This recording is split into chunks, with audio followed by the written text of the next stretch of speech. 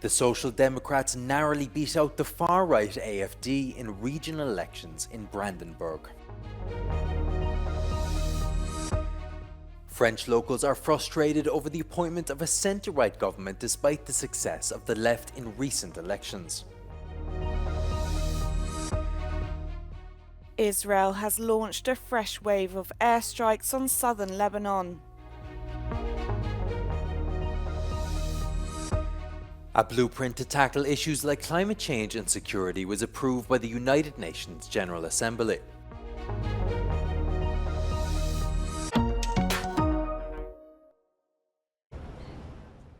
German Chancellor Olaf Scholz's Social Democrat Party narrowly won an election in the eastern German state of Brandenburg. 3 weeks after the far-right Alternative for Germany made gains in 2 other East German states, the SPD came out on top. Results published by the State Electoral Administration say the SPD won 30.9%, while the AfD came second with 29.2%. It is an important victory for me, it's an important victory for my party, and it's an important victory for the state of Brandenburg, because it's one of the biggest goal for us in the beginning of our campaign was to provide stability. The SPD's victory brought a reprieve to Scholz, whose three-party governing coalition has fared poorly in elections so far this year. Scholz has expressed his desire to be his party's candidate for Chancellor in next year's federal election, with this weekend's vote also being watched for what it might signal about his political future.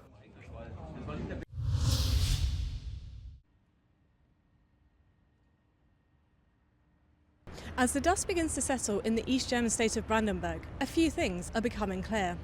Firstly, voter turnout at 73% was the highest in this state since reunification 30 years ago.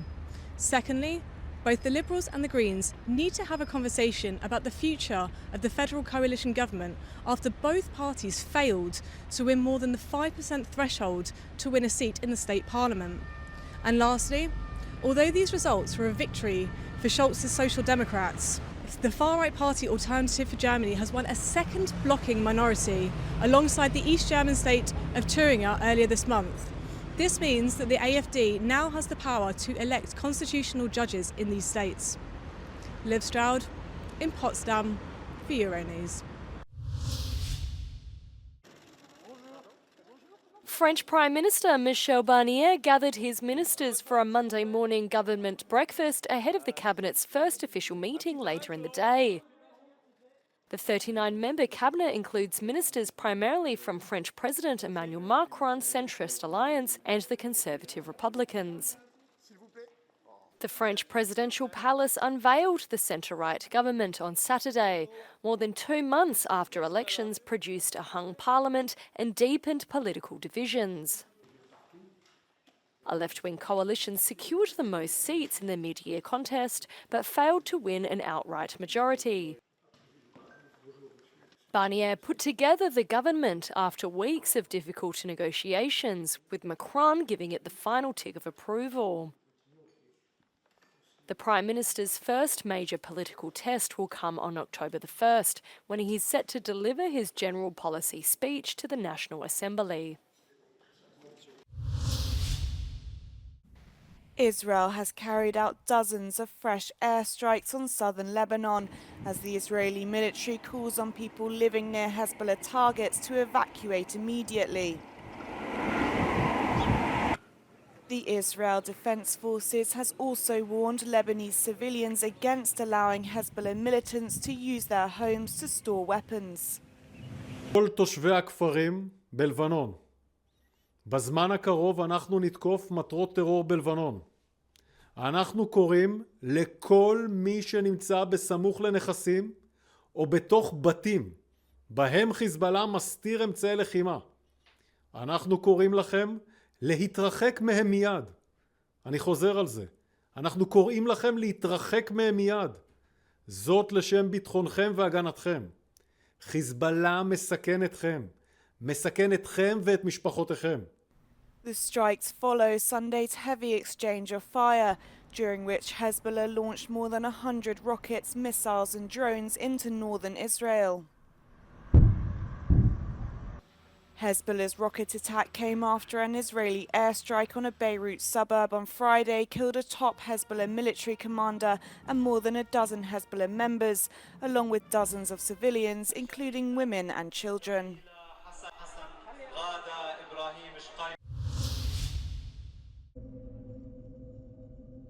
An explosion in a coal mine in eastern Iran killed at least 52 workers and injured 17 others, local sources said on Sunday.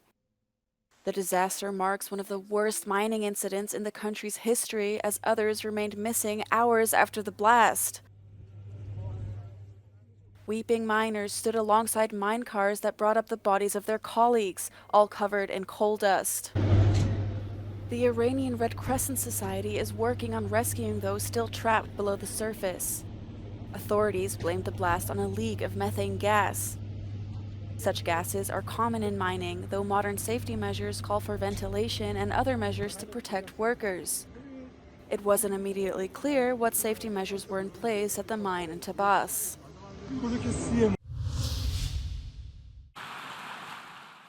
The United Nations General Assembly approved a blueprint to bring the world's increasingly divided nations together to tackle 21st century challenges.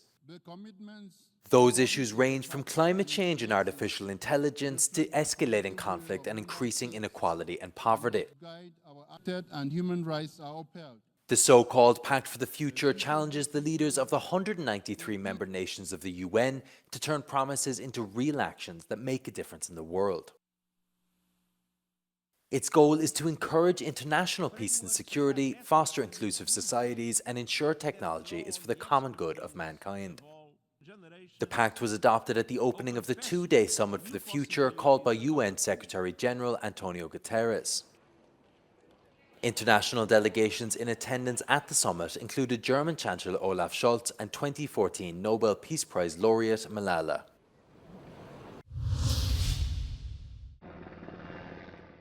Work is in full swing in Greece's capital region Attica to make it flood-proof for the winter. Local crews are cleaning streams that could threaten many areas.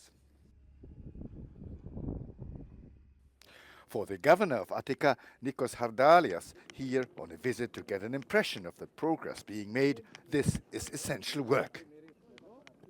However, it is beset with problems. Δίνουμε τη μάχη του αυτονόητου. Δηλαδή, αναδεικνύουμε ζητήματα τα οποία θα πρέπει να έχουν λυθεί. Θα πρέπει να υπάρχουν τακτικές εργολαβίες καθαρισμών. Προσπαθούμε όλο αυτό να το εξορθολογήσουμε, να μπει μια τάξη. Το μεγάλο μας πρόβλημα είναι το πρόβλημα των αλληλοκαλύψεων. Δηλαδή, υπάρχουν ρέματα που καθαρίζουμε εμείς, ρέματα που καθαρίζει το Υπουργείο, ρέματα που καθαρίζουν οι Δήμοι. Αντιλαμβάνεστε ότι όλο αυτό δημιουργεί πάρα πολλά προβλήματα και πάρα πολλές παθογένειες.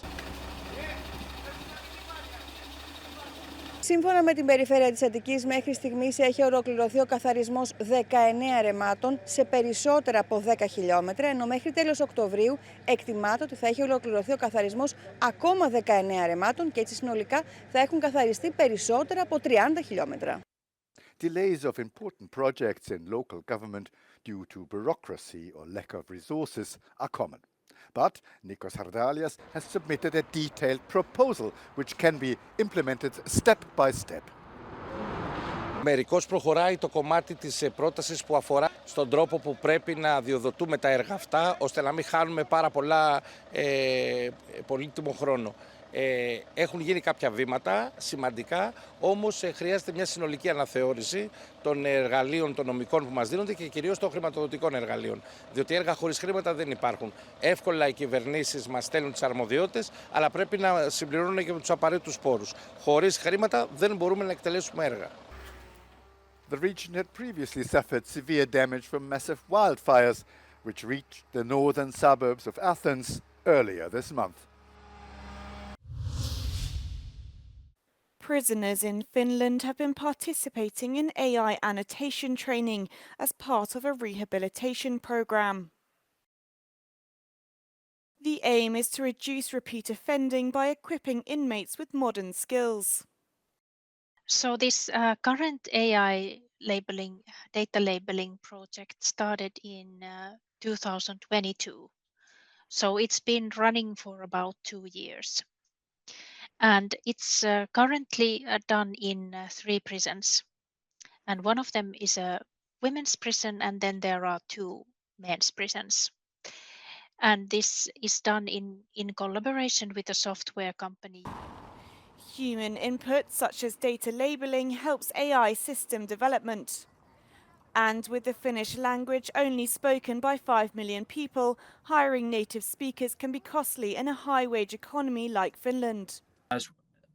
Our software tries to interpret text material and different details about construction projects. So then we need to teach the language models to understand Finnish language and to understand construction context. But experts stress such programs are limited in scope and should focus on rehabilitation. It's good to give the prisoners something to do, to have structure in the day, to help them for the adjust to the eventual release back to the civilian life, so that you would have slightly more likelihood of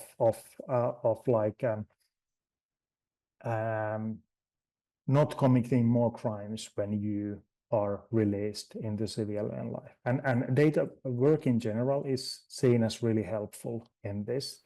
The Finnish authorities say other Nordic and European countries have also now sought consultation on digital rehabilitation projects in prisons.